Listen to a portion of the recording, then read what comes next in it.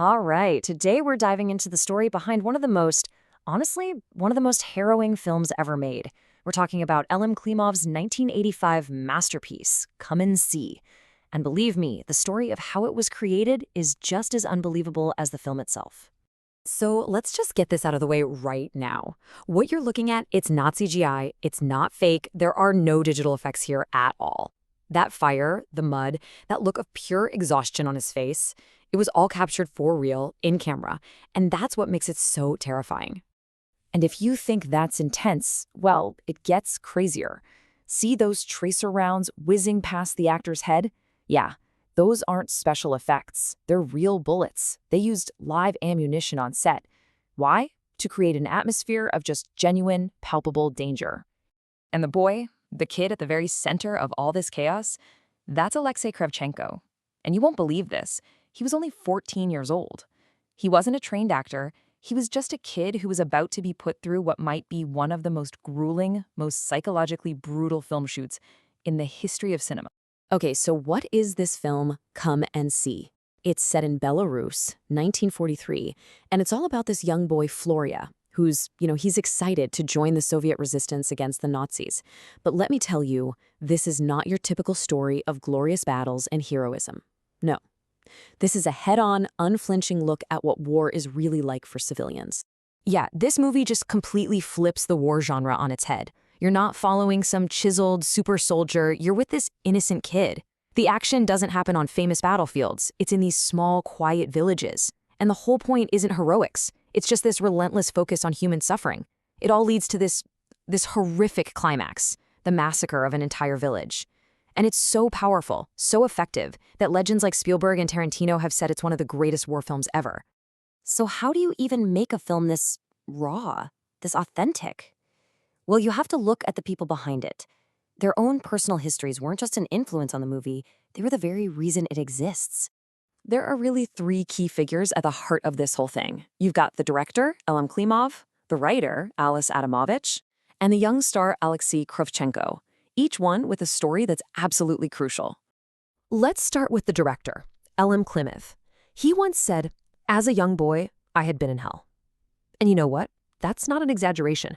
He was born in Stalingrad, and when the battle was at its worst, he and his mom and baby brother had to escape on a raft across the Volga River. A river that was literally on fire from all the bombing. An experience like that, it doesn't just go away. It stays with you forever. But his childhood wasn't the only tragedy that completely shaped his work. You see, for years, Klimov made comedies, satires. He was always battling the Soviet censors, but that was his thing. Then in 1979, his wife, who was also this incredible filmmaker named Larisa Shapiko, was killed in the car crash, and it broke him. After she died, he never made another comedy. Everything he did from then on was a tragedy. And it was actually his wife's philosophy that became his guide for Come and See. She always said, make every film as if it's your last. Klimov had wanted to make this movie for years, but he kept refusing to compromise. The Soviet authorities wanted him to tone it down, soften the story, but he wouldn't do it. He knew the story was too important. It had to be told with absolute, brutal truth, as if it was the last thing he'd ever do.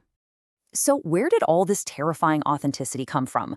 Well, that would be the writer Ales Adamovich. See, when the war came to his home in Belarus, he was just 13 and he joined the partisans. He didn't just research this stuff, he lived it. And later in life, he co-wrote a book by collecting the testimonies of people who had actually survived these massacres.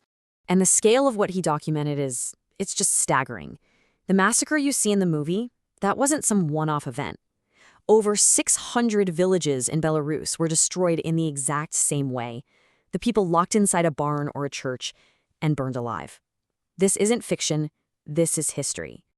Okay, so they had the director who had been through hell, and they had the story straight from someone who lived it. All they needed was the boy. And then comes Aleksei Kravchenko. And get this, he wasn't even trying to be an actor. He had zero interest. He just went to the audition to be moral support for a friend. But Klimov saw something in his face, and just like that, he was chosen for this incredibly grueling lead role. All right, so you have the perfect people in place. But how do you actually go about creating this vision of hell on camera? Well, the way they made this film was just as radical, just as uncompromising as the story they were telling. It was all about one thing: absolute truth. It all started with Klimov just rejecting anything that felt fake. He looked at standard movie explosions and said, nope, not real enough, so he used real explosives. And like we said, real bullets. He wanted the terror on his actors' faces to be genuine. The whole thing was shot on location in Belarus for 9 months, and for the extras, they cast actual villagers, some of whom were descendants of the real survivors. Can you just imagine what it was like to be on that set? The whole cast and crew felt this huge responsibility to honor the people who had died. The production designer said that all the strain, all the hardship, it didn't break them. Instead, it had this powerful, unifying effect.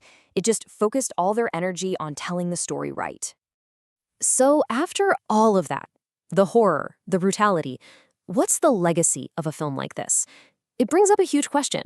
Why is a movie that's so ugly, so hard to watch, considered by so many people to be beautiful?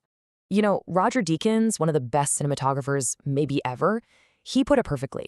He said Klimov was trying to create beauty with ugliness, to make ugly films that were beautiful, which seems a total contradiction. I mean, how do you film something so horrific in a way that an audience can even engage with?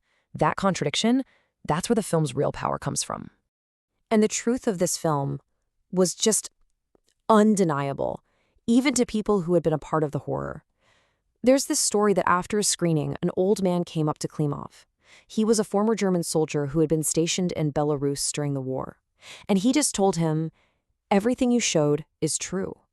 I just tried to forget about it.